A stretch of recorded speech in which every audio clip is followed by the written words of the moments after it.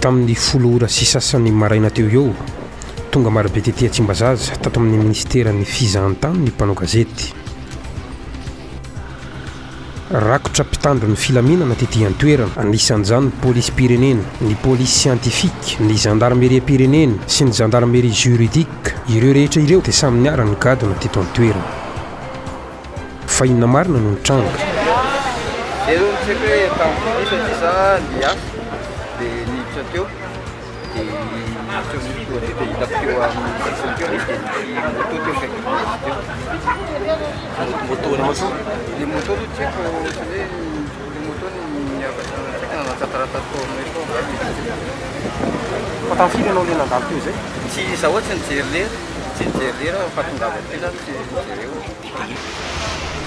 Taorin'izay natsona ireo mpitandro ny filaminana, anisan'izany ireo mpitandro ny filaminana izay manam-paiza manokana amin'ilay antsoina hoe désamorçage an'ity grenady offensif ity.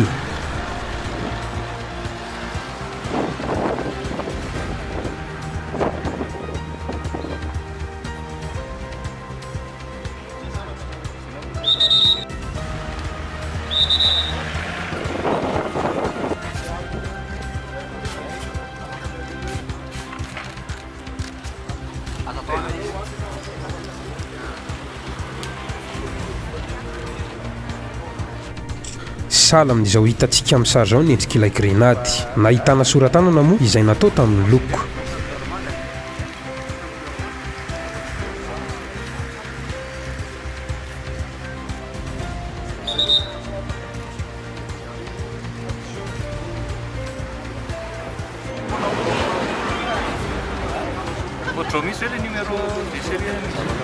Defa tsy fantatro fa soratanana io.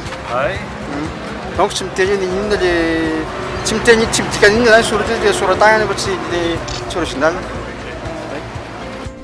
Taorin'izay dia niazo taty ambony rihana tato amin'ny sekretera generalin'ny ministera ireto mpitandro ny filaminana sy manam-pahaizana maro reto ny fandinika ny vory mikasika nyity raharaha ity.